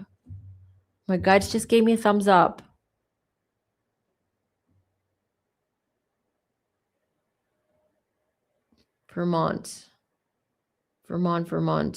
But I'm getting New Hampshire area as well. But somewhere outside. Again, it's somewhere like a small, it's a town. Very picturesque as well. It looks very cute. The town itself is quite flat, okay? But I see mountains all around. Wait, they're known for so what I'm hearing is they're known for a type of tree, or they have a lot of this type of tree there.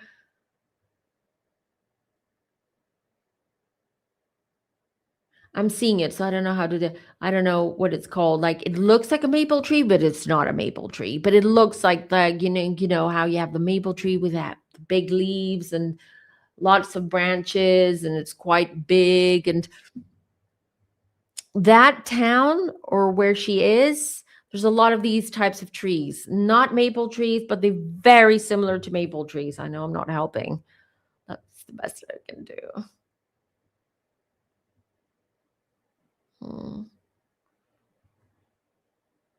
Do you follow the case? Can you fill in the gaps for us? We would love for you to fill in the gaps.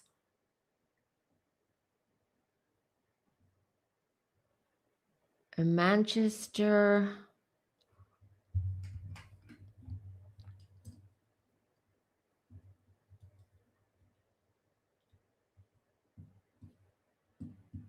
I'm getting an S, like the town name begins with an S. If that helps, it's not Manchester. If that helps. If anyone knows the area well, they might be able to. There are very small Black populations in Vermont and New Hampshire. Those states were final destinations during slavery. Oh, runaway slaves would escape to until the Fugitive Slave Act. Thank you for that. I was totally unaware of that. Thank you for letting us know. I don't know. Maybe she didn't grow up there. That the Black lady that I'm seeing, maybe she didn't grow up there. But I'm getting definite. I'm seeing it right in front of me. S.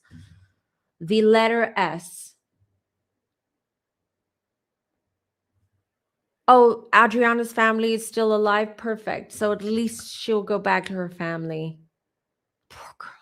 Can you imagine how traumatized she is with everything, with all that? And I don't know if she's aware that her mom's not alive anymore. Oh well, I don't know. That's all I can offer or give you right now, you guys, about this. But I'm happy to close this reading and move on to the next one, because I know that Adrianna will be found, and I know that Joey will be caught, and I know that all of this will be solved and resolved.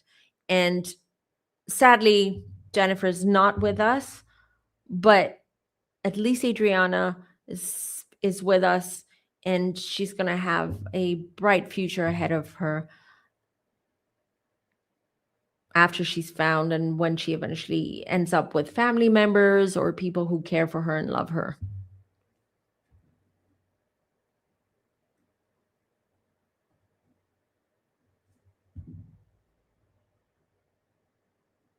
Did law enforcement drop the ball? They do. They've done before. So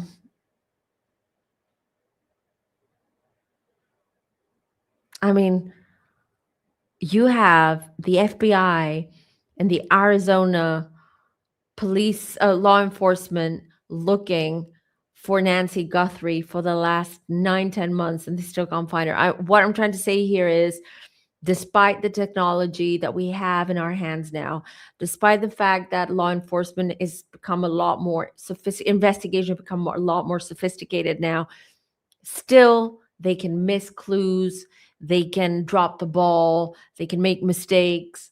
I don't know what happened in this case, but what I do know is that eventually they will solve the case. And that's what we want. So when spirit reveals info to you, is there a reason why they give you small pieces of, yeah. People think that when we connect, mediums connect to spirit, that, it's like talking to a friend and you're having a conversation and they're just talking to you like I'm talking to you now. No. I have to raise my vibration and they have to lower their vibration, and we have to meet halfway there. And it's like scrambled, like the communication is scrambled. Okay. Think about in the olden days when we had dial-up for instead, like we didn't have Wi-Fi. If you want to connect to the internet, you had dial-up, and you had to plug it in, the Ethernet thing in your computer, and then you would press the button and it would go for like a few minutes before it connected. And sometimes it wouldn't even connect. And when you connected, sometimes the connection was off, right? It would be glitchy and all that. That's how it works. So as soon as I connect, as soon as I've done and I've connected to spirit, it's not like smooth. It's not smooth going. I start feeling things, hearing things, seeing things. And then it's very fragmented. It's very fragmented. Also, they communicate a lot of times with using symbols and symbolism. So I have to then start deciphering all of the things that I'm seeing. And it's all happening in my head at the same time. And then I have to validate with spirit that what I'm picking up is correct, right? Am I on track? Is this correct? So that's why it takes so much energy and so much of mediums to connect to spirit and get this information. For instance, with the town, I couldn't hear or see the name because I'm someone who's very stubborn as Aquarius. I'm like, come on. I can see it. Get me there. Take me there. Do this. And then they'll give me the yes. They're like, okay. The first initial or the first letter is S. And then you're like, okay, it's S. So now you have to start, it's detective work. It's like detective work here. And I'm the type of psychic medium that I have all the clairs. Others are just clairvoyant. Others are just clairsentient. I have all the clairs. So they come in really strong and muddled. And I'm like there trying to start you know, what's the word I'm looking for? Not undoing, untwining. Is that a word? You know what I mean? To start deciphering and start understanding what I'm receiving.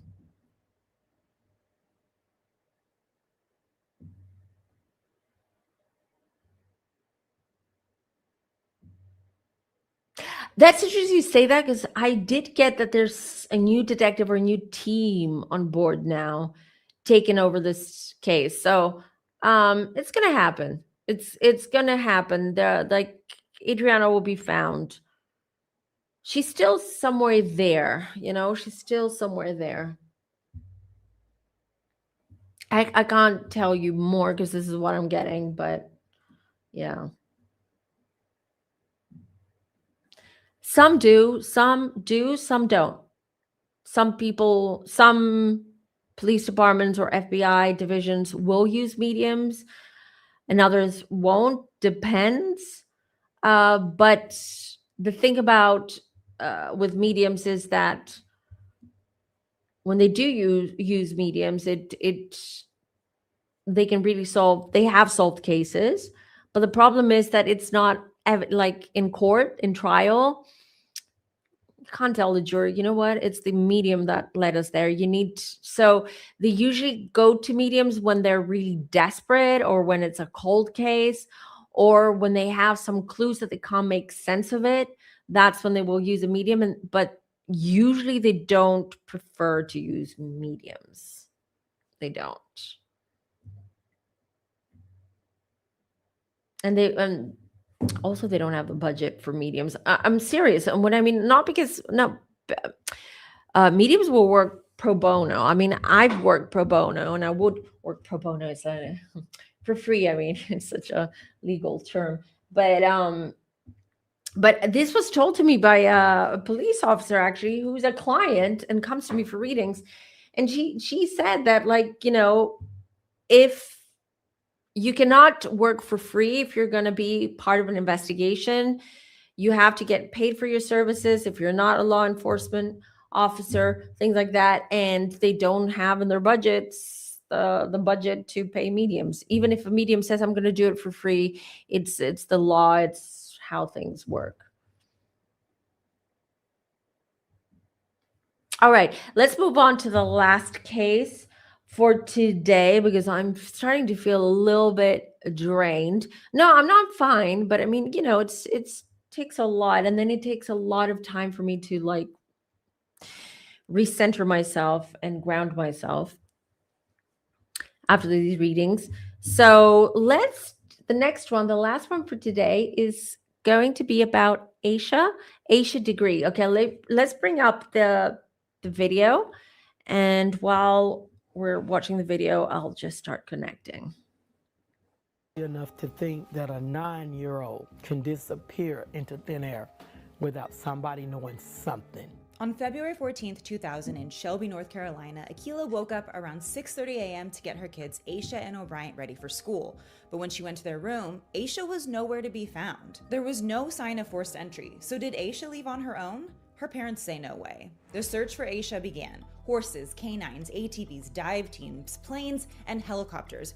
They even went door to door and interviewed neighbors. We're looking for a missing person. Her name's Asha Degree. The last known sighting of Asha was at around 4 a.m. on February 14th, 2000. At least 2 drivers reported seeing the 60-pound little girl walking on the side of the road on North Carolina Highway 18. One person said they even went back to check on the little girl, but she had disappeared into the woods. After 2 weeks, the search concluded with no leads, leaving Asha's family devastated. 1 year later, a clue finally surfaced.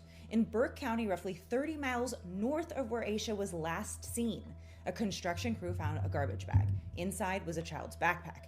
It turned out to be Asha's, a Dr. Seuss book, and a New Kids on the Block t-shirt that didn't belong to Asha.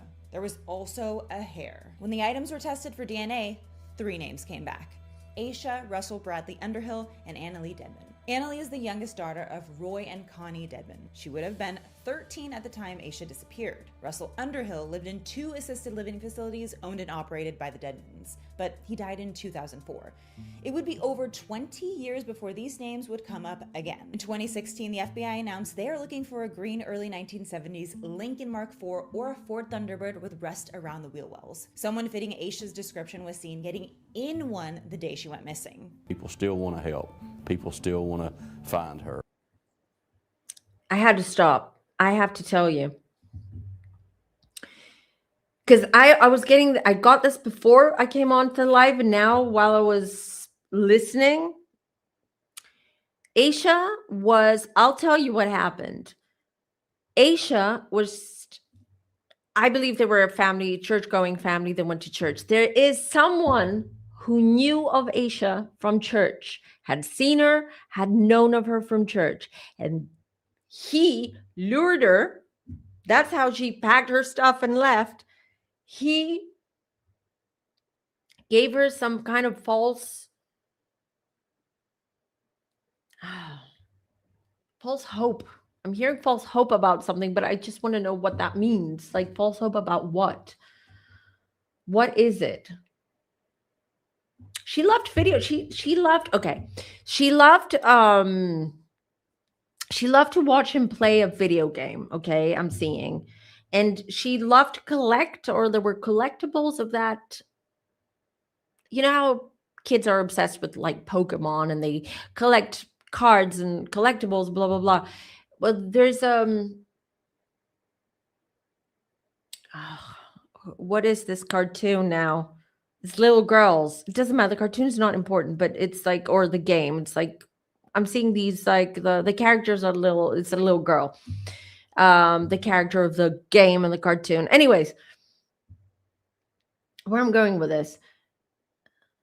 That was their like a common thing she had with this man who knew her from church, or from like people who went to church, who were church going.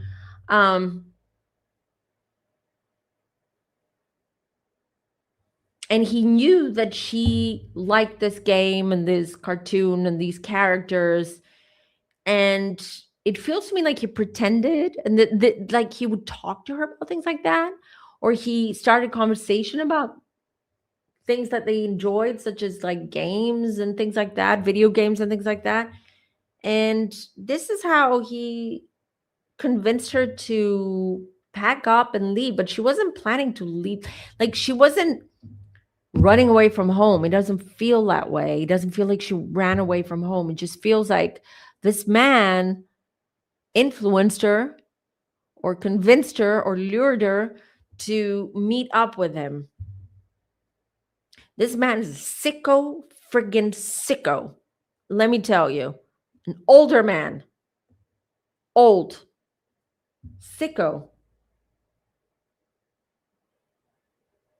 Sicko, because he tortured that girl. I'm pissed off now because I'm seeing everything.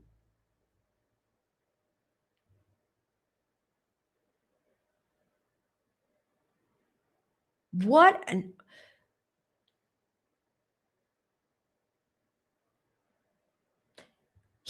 I'm gonna cry in a minute because this is disturbing. He treated her like a toy he tortured, okay? Like a rag doll.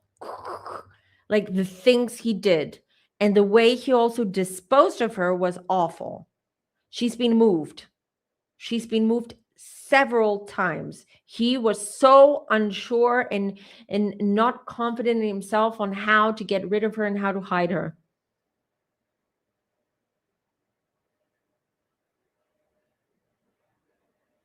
She was a very naive little girl. But kids are. Kids are.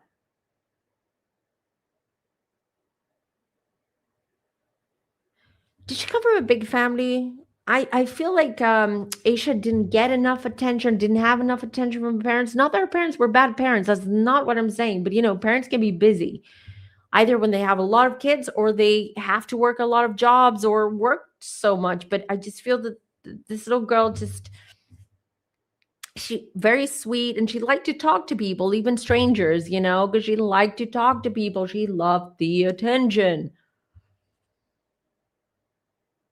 She had seen him before a couple of times through mutual friends, maybe church and all that. But this man, when I mean he's sicko, he's sick in the head. He's not he's not an aliver. He's just sick things. He sees things in his head and he acts on them.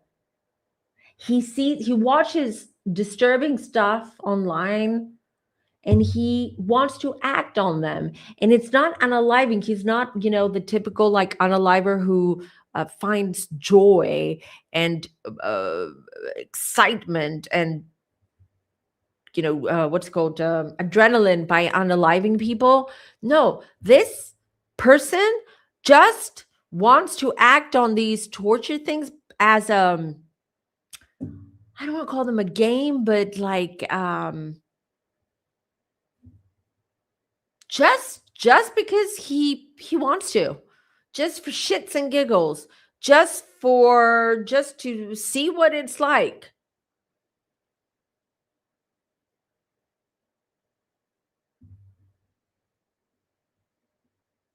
I'm so sorry. This is so sad. This is so sad. Because she has a big smile on her face, her crooked little smile with her teeth. Some teeth are missing, and I think she has a chipped tooth there. She had when she disappeared, or she was disappeared. She was abducted and unalived, and there she was, all excited. And then the worst things happened. I'm not going to get into them because I don't want to get into them.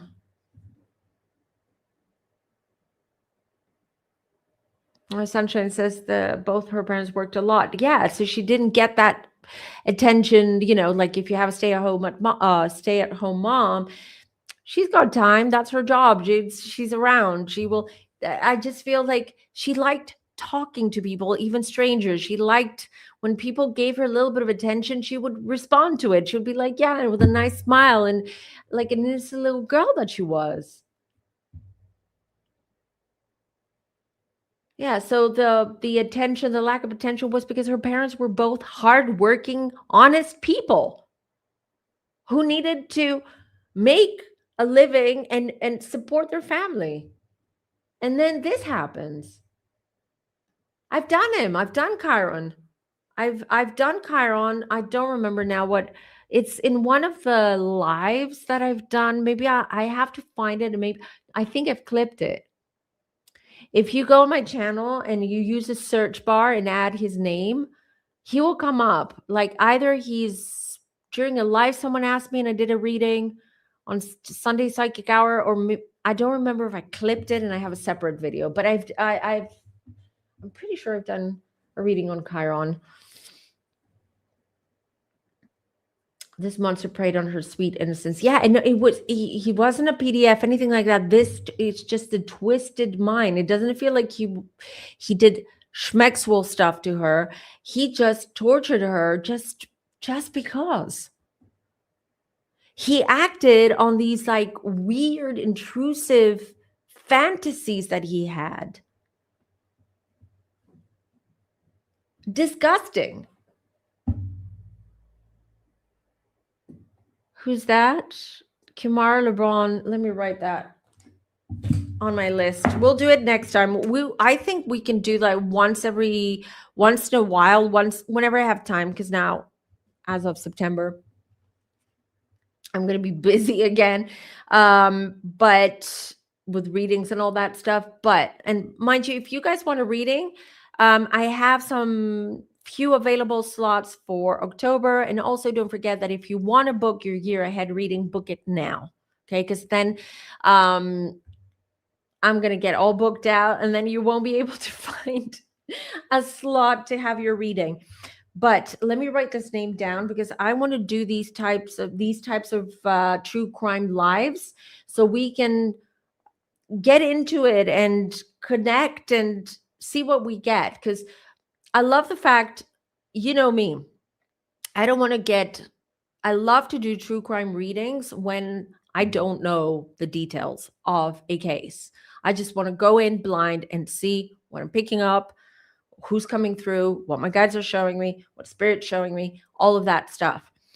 And then I love the fact that you guys are so informed and you're so into all of this that you can fill in the gaps for me. So it's just perfect. I love this. If you like it too, we will do that. And then we can start.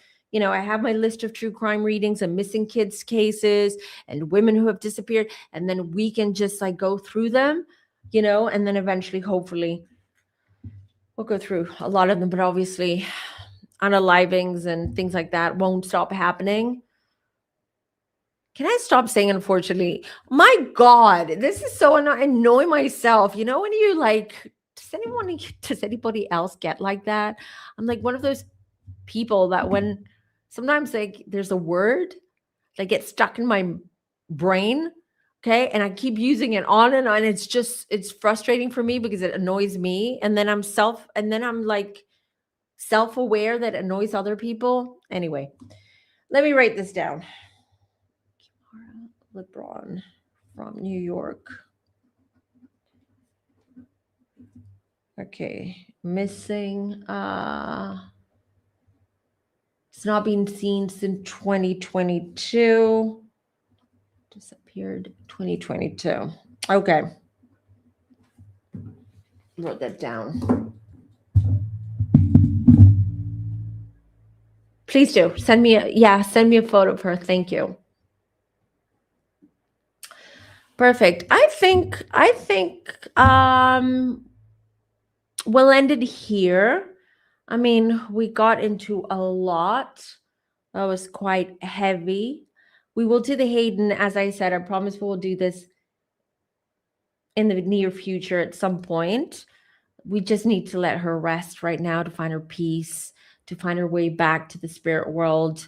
And then, but I already told you what I'm picking up and what happened. Yeah. Karen, did you find it? Chiron. Check above. Hold on. Did I miss something in the chat?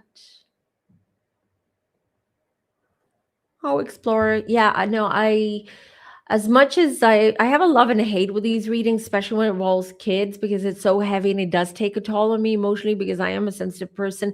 But on the other hand, I love doing them because I'm like, at some point, I know Spirit's going to do its thing. And if something comes up in one of these readings, I can help a case. I know that Spirit is going to do its thing and it might pop up in front of someone who is involved in the case, who is helping in the case and can do something about it. So I won't stop. Yeah, absolutely.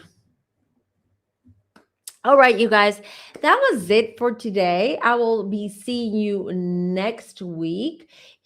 Here is my website for anyone who wants to book a reading. I have availability in October. Your year ahead readings as well. If you want a mediumship reading, if you want to connect to someone who's passed on. And also a quick reminder to everybody, where is it? Okay, to like this video on your way out. And if you're new here, hello, welcome. Thank you for being here and do consider subscribing. And because we go live here and we're a nice little family over here and we love to hang out and talk about all the stuff that you probably like to talk about. That's why you're here.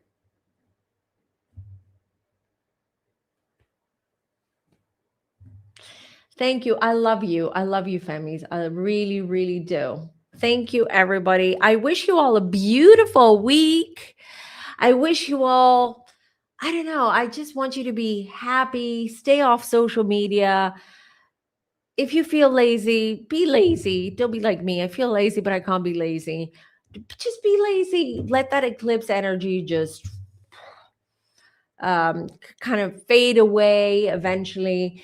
Do things that you enjoy and don't forget to treat yourself. Okay, treat yourself and listen to some good music. That raises the vibration. Thank you all. I love you. Till next time. Bye.